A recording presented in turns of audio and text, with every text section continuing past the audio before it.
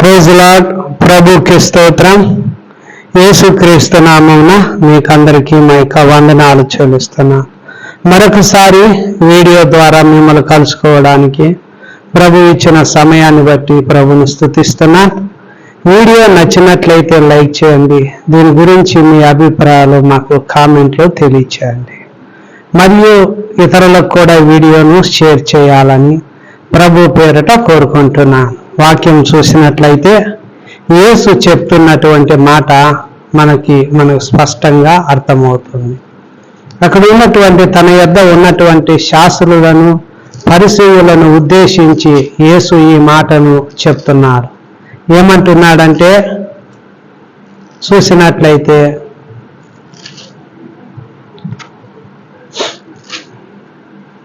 శాస్త్రంలో పరిసయ్యుల్లో కొందరు, బోధకుడా, నీ వలన ఒక సూచక్రియ చూడగోరుచున్నామని ఆయనతో చెప్పారు.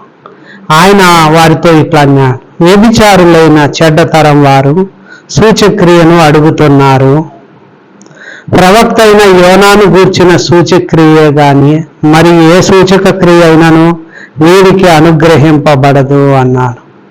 యోన 3 రాత్రింబగళ్ళు తిమింగలం కడుపులో ఎలాగుండెనో అలాగే మనుష్య కుమారుడు 3 రాత్రింబగళ్ళు భూగర్భంలో ఉండును అన్నాడు. ఇక్కడ యేసు తన సిలువలో పడిన శ్రమలను ఉద్దేశించి అక్కడ వచ్చినటువంటి ప్రజలతో ఈ మాట చెప్తున్నాడు. యోన 3 రాత్రింబగళ్ళు తిమింగలం కడుపులో ఎలాగ ఉన్నాడో అలాగే మనుష్య కుమారుడు కూడా 3 రాత్రింబగళ్ళు భూగర్భంలో ఉన్నాడు అనే విషయము యేసు తన సిలువలో పడినటువంటి ఆ శ్రమను గూర్చి తన దగ్గర ఉన్నటువంటి శాస్త్రులతో పరిసయ్యులతో ఈ మాట చెప్తున్నాడు. ఇక్కడ రాయబడింది ఏమిటి? అపోస్తల కార్యం 2వ అధ్యాయము. దాని గురించి కొన్ని విషయాలు పేతురు గారు, యేసు దగ్గర ఉన్నటువంటి 12 మంది శిష్యుల్లో పేతురు, యోహాను, యాకోబు, వీరు ముగ్గురు కూడా యేసుకు దగ్గరగా ఉండేటువంటి వాళ్ళు. అందులో పేతురు అక్కడ తన యొద్దకు వచ్చిన ప్రజలతో పెంతెకోస్తు పండుగ దినమందు అనేక మంది జనులు ఆ స్థలంలో కూడినప్పుడు అక్కడ వచ్చిన ప్రజలతో ఏమంటున్నాడంటే, ఇశ్రాయేలు వారులారా, ఈ మాటలు వినుడి. దేవుడు యేసు చేత అద్భుతాలు, మహత్కార్యాలు, సూచక్రియలు మీ మధ్య చేయించాడు. ఆయన తన ద్వారా మెప్పు పొందాడు, ఇది మీరు ఎరుగుదురు. దేవుడు నిశ్చయించిన సంకల్పమును ఆయన భవిష్యత్తు జ్ఞానము అనుసరించి యేసు సిలువకు అప్పగింపబడ్డాడు. ఆయనను అక్రమకారుల చేత వారు సిలువ వేయించి చంపారు. మరణము ఆయనను బంధించి ఉంచుట అసాధ్యము గనుక దేవుడు మరణ వేదనలు తొలగించి ఆయనను తిరిగి లేపాడు. ఇక్కడ యేసు మన అపరాధాల నిమిత్తం ఆయన సిలువకు అప్పగించబడ్డాడు. మనము నీతిమంతులముగా తీర్చబడడానికి ఆయన తిరిగి లేపబడ్డాడు అనే విషయాన్ని ఇక్కడ మనకు స్పష్టంగా చెప్పబడింది. కావున ఈ మాటల్లో మనం చూసినట్లయితే మనకు స్పష్టంగా రాయబడింది ఏమిటంటే, యేసుని మరణం ఏం చేయలేకపోయిందంటే బంధించి ఉంచుట ఆయనకు మరణానికి అసాధ్యమైపోయింది. కావునని దేవుడు ఏం చేశాడంటే మరణ వేదనలు తొలగించి ఆయనను తిరిగి లేపాడు అని రాయబడింది. ఆయన ఆత్మ పాతాళంలో విడిచిపెట్టబడలేదు, ఆయన శరీరము కుళ్ళు పట్టబడలేదు అని భక్తుడైన దావీదు యేసు మరణాన్ని ఉద్దేశించి అక్కడ పాత నిబంధనలో కీర్తనల్లో యేసు మరణమును గూర్చి దావీదు ముందుగానే ప్రవచించాడు. మరియు దావీదు ఏమంటున్నాడంటే, క్రీస్తు పాతాళంలో విడవబడలేదు, ఆయన శరీరము కుళ్ళిపోలేదని దావీదు ముందుగానే తెలుసుకొని ఆయన పునరుత్థానాన్ని గూర్చి చెప్పాడు అనే విషయాన్ని ఇక్కడ చెప్తున్నాను. దయచేసి ఇక్కడ మనం తెలుసుకోవాల్సిన విషయం ఏమిటంటే, యోనా 3 రాత్రింబగళ్ళు తిమింగలం కడుపులో ఎలాగున్నాడో అలాగే మనుష్య కుమారుడు 3 రాత్రింబగళ్ళు భూగర్భంలో ఉన్నాడు. ఆయన భూగర్భంలో ఉన్నప్పుడు ఆయన ఆత్మ పాతాళంలోకి వెళ్ళలేదు, ఆయన శరీరము కుళ్ళిపోలేదు. ఆయన పాతాళంలోకి విడవబడలేదు, ఆయన శరీరము కుళ్ళిపోలేదు. ఆయన తిరిగి 3వ దినాన మరణాన్ని గెలిచి యేసు తిరిగి లేచాడు అనే విషయాన్ని మనము స్పష్టంగా ఇక్కడ భక్తుడైన దావీదు పాత నిబంధనలో మనకు యేసుని గురించి రాయబడ్డాయి. కావున ఈ వీడియో చూసే మనము కూడా తెలుసుకోవాల్సినటువంటి విషయం ఏమిటి అంటే, యేసు మన కొరకు సిలువలో మరణించాడు. ఆయన రాయబడింది, పాప పరిహారము నిమిత్తము దేవుడు తన సొంత కుమారుణ్ణి పాప శరీరాకారంతో పంపి ఆయన శరీరమందు పాపానికి శిక్ష విధించబడింది. మరియు లోక పాపాన్ని మోసుకొని పోవు దేవుని గొర్రెపిల్లగా ఉన్నాడు. మరియు యేసు సిలువలో మన అపరాధాల కొరకు ఆయన సిలువకు అప్పగించబడ్డాడు. మనము నీతిమంతులంగా తీర్చబడడానికి ఆయన తిరిగి లేచాడు. కనుక మన కొరకు ఆయన సిలువలో మరణించాడు అనే విషయాన్ని ఈ వాక్యం ద్వారా మనం తెలుసుకోవాలి. ఆయన మరణించేటప్పుడు ఆయన ఆత్మ పాతాళంలోకి వెళ్ళలేదు, ఆయన శరీరము కుళ్ళిపోలేదు. ఆయన తిరిగి 3వ దినాన మరణాన్ని గెలిచి లేచాడు అనే సత్యాన్ని మనము తెలుసుకోవాలి. ఈరోజు ఈ వీడియో చూసే మనము కూడా తెలుసుకోవాల్సింది ఏమిటంటే, యేసు ఏ విధంగా నా కొరకు ఆయన చనిపోయాడు, యేసు ఏ విధంగా నీతిమంతుడుగా ఆయన తిరిగి లేపబడ్డాడో, యేసునందు విశ్వాసం ఉంచితే నేను కూడా ఒకరోజు మరణాన్ని గెలిచి లేస్తాను అనేటువంటి ఒక నిరీక్షణతో మనం ముందుకు సాగిపోవాలి. యేసు అన్నాడు, పునరుత్థానమును జీవమును నేనే, నా యందు విశ్వాసం ఉంచువాడు చనిపోయినను బ్రతుకును, బ్రతికి నా యందు విశ్వాసం ఉంచు ప్రతి వాడు ఎన్నటికీ చనిపోడు అనే విషయాన్ని గురించి యేసు స్పష్టంగా తన యొద్ద ఉన్నటువంటి ప్రజలతో చెప్తున్నాడు.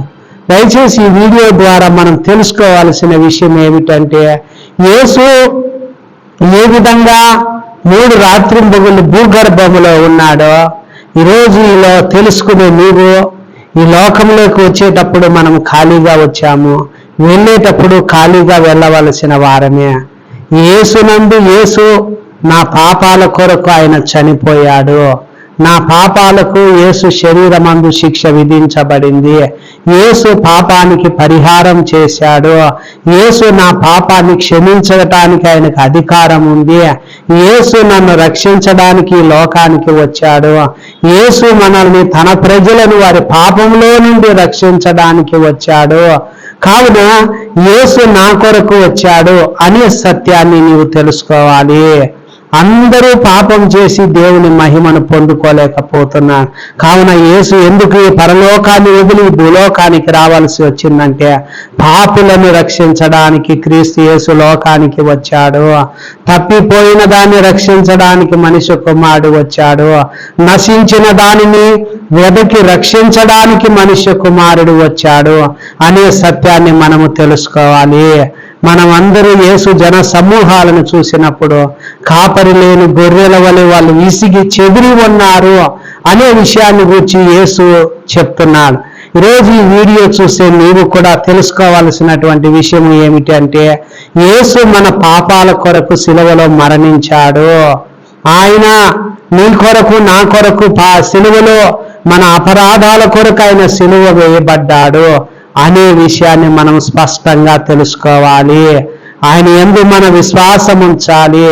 నిజంగా నీవు యేసు దగ్గర యేసు ఏ విధంగా ఆయన పాతాళంలో విడవబడకుండా ఆయన శరీరము కుళ్ళిపోకుండా తిరిగి 3వ దినాన మరణాన్ని గెలిచి లేచాడో, ఈ లోకంలో నీవు కూడా క్రీస్తునందు విశ్వాసం ఉంచగలిగితే నీ అపరాధాల కొరకు నీవు నిజంగా ఒప్పుకున్నట్లయితే, యేసు మరణాన్ని గెలిచి ఏ విధంగా లేచి పరలోకంలో తండ్రి కుడిపార్శ్వాన కూర్చున్నాడో, నీవు కూడా ఒకరోజు యేసు దగ్గరికి వెళ్ళడానికి నీకు అవకాశం ఉన్నది అనే సత్యాన్ని మనము తెలుసుకోవాలి. ఈ లోకం మనకు శాశ్వతము కాదు.